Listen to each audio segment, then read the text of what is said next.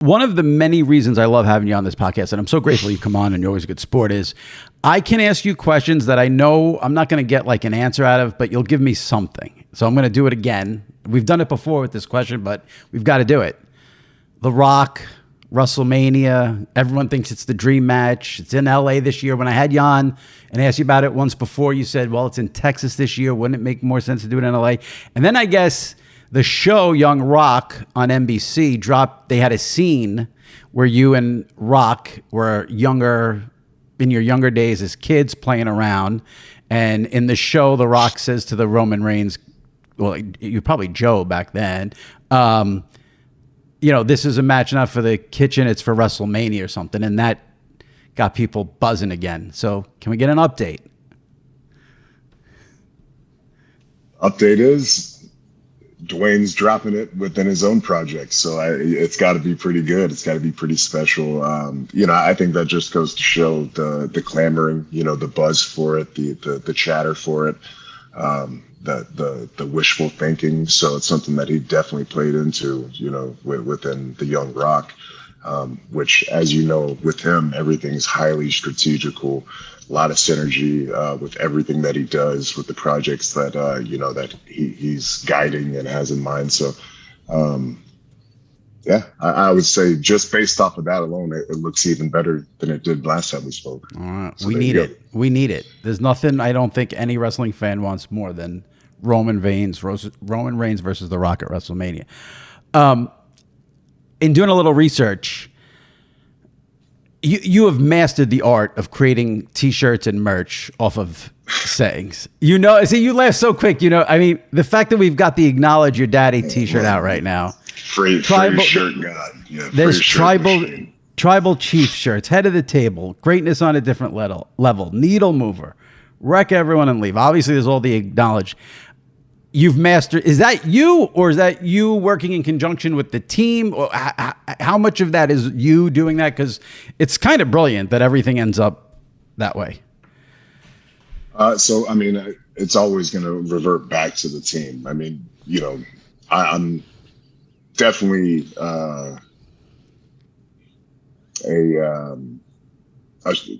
the strongest generator of these phrases. Obviously, nobody's written a phrase for me, but I've been out there literally cutting the promo, and as I'm walking back, someone like Bruce Pritchard's like, "That's a shirt."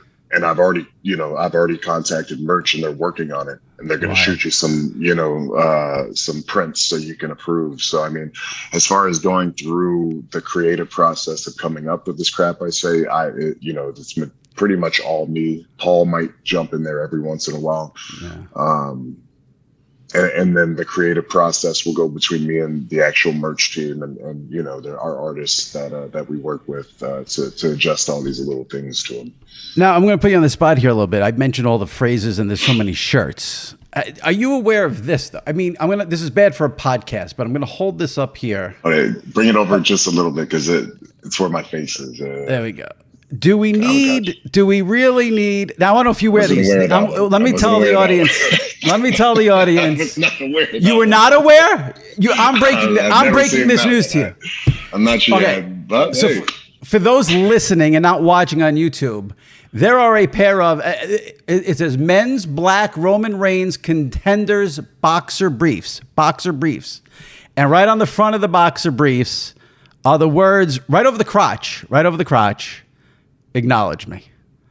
And you're telling me you didn't know these were being sold? You never know at .com. You know what I mean? That's the thing with. So we have now. Can you imagine the awkwardness that this could present in certain situations?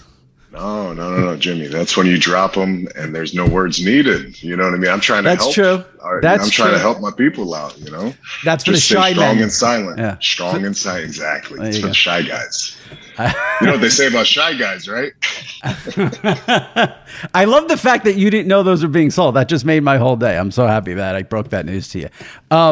Before I let you go, just quickly, have you had anything with, we've talked over a couple of times where you've almost broken a little bit because of Heyman. I think it was the Daniel Bryan ringing the bell, and I know there was a time when it wasn't you, it was Cena when he did the Cena music, which was just so freaking hysterical. Have there been any incident? I mean, when Heyman in Madison Square Garden, I was looking at you because I said I want to see when he said when the mic broke and he said you'll be the next one out of here. I thought that was brilliant. Have there been anything with Paul lately where you've said, I'm almost going to break here. Let me. Well, that one was good because, like you said, we didn't plan. We never want the mic not to work properly for us. So as that was happening, he did pop me with that. But that's one of those moments where there's a little unfocus on the situation, so you can kind of smirk or smile.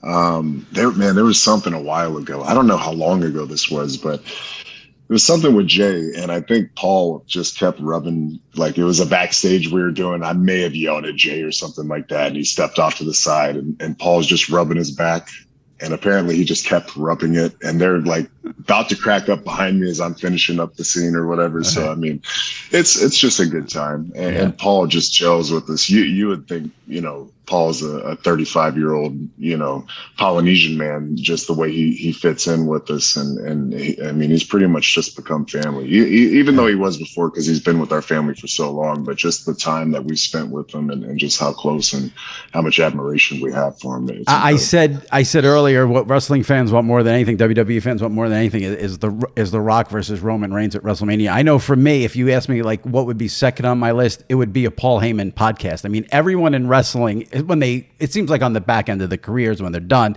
there's so many wrestlers. I mean, there will be nobody better. There will be nobody who has a better podcast ever than Paul Heyman when it will happen. It's just, when you guys maybe wrap it up, but he will have the best podcast ever, basically. Oh, yeah. I mean, anything like that he's ever going to step into, he's going with the mindset to be number one. And I'm sure if he hadn't already, he's setting all that up. He's very strategic and making everything and giving himself as much of an advantage as possible. So I'm sure if that does happen, it's going to be huge. Could you ever see yourself having a podcast? Even let's say it was a limited run when you retired and, some Spotify comes to you, they go, Roman, we'll give you $1 million for 12 podcast episodes. Would you ever even consider it? I think anything, within, all the different platforms of entertainment we have, I don't see why not. I mean, I talk for a living, so why wouldn't I want to just sit down and have a discussion? We do these type of interviews. I've done several podcasts. I just haven't been on the other side of them, obviously, either just BSing with, my crew or interviewing people. But I mean, you throw me with my cousins, we're ready to go tomorrow. It'd probably be just ridiculous, and we'd either get canceled or just be people really know that these guys are idiots. No wonder they're wrestlers and creative because they're just big kids. But yeah, I think anything that I can continue to connect with my fans and showcase different layers, I'm definitely interested in that.